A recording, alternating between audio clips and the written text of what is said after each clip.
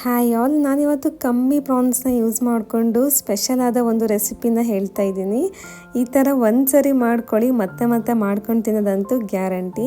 ತವಾ ಬಿಸಿ ಆದ ನಂತರ ಅದಕ್ಕೆ 10ರಿಂದ 15 ಕಾಳುಮೆಣಸು, ಹಾಗೆ ಸ್ವಲ್ಪ ಜೀರಿಗೆ, ಹಾಗೆ ಸ್ವಲ್ಪ ಮೆಂತ್ಯ, ಇದನ್ನು ಹಾಕಿ ಚೆನ್ನಾಗಿ ಫ್ರೈ ಮಾಡ್ಕೋಬೇಕು. ಇವಾಗ ನಾನಿಲ್ಲಿ 1 ಕಪ್ಪಷ್ಟು ಕರಿ ಲೀವ್ಸ್ನ ಕೂಡ ಆ್ಯಡ್ ಮಾಡ್ತಾ ಇದ್ದೀನಿ.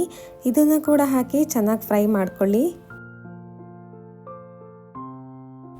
ಕರಿ ಲೀವ್ಸ್ ಕೂಡ ತುಂಬ ಕ್ರಿಸ್ಪಿಯಾಗಿ ಆಗಬೇಕು. ಇದನ್ನು ಒಂದು ಮಿಕ್ಸಿ ಮಾಡಿಕೊಂಡು ಒಂದು ಸೈಡ್ ಎತ್ತಿಟ್ಕೊಳ್ಳಿ.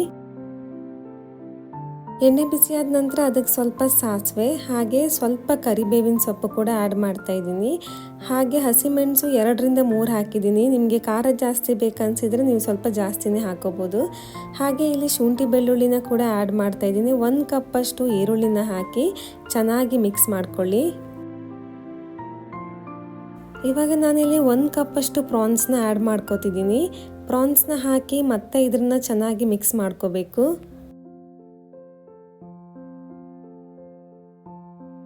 1ರಿಂದ 2 ಚಮಚ ಉಪ್ಪನ್ನ ನೀವು ರುಚಿಗೆ ಬೇಕಾದಷ್ಟು ಆ್ಯಡ್ ಮಾಡಿಕೊಂಡು ಇದನ್ನ ಮತ್ತೆ ಮಿಕ್ಸ್ ಮಾಡಿ 10 ನಿಮಿಷದಷ್ಟು ಬೇಯಿಸ್ಲಿಕ್ಕೆ ಇಡಬೇಕು. ಪ್ರಾನ್ಸ್ ಚೆನ್ನಾಗಿ ಬೇಯೋ ತನಕ.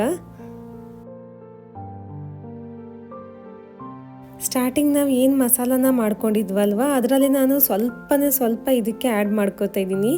ನೀವು ರೈಸಿದು ಪ್ರಮಾಣ ಎಷ್ಟಿದೆ ಅಂತ ನೋಡಿ ಇದನ್ನು ಆ್ಯಡ್ ಮಾಡ್ಕೋಬೋದು. ಆ್ಯಡ್ ಮಾಡಿ ಒಂದು 5 ನಿಮಿಷ ಚೆನ್ನಾಗಿ ಮಿಕ್ಸ್ ಮಾಡ್ಕೊಳ್ಳಿ.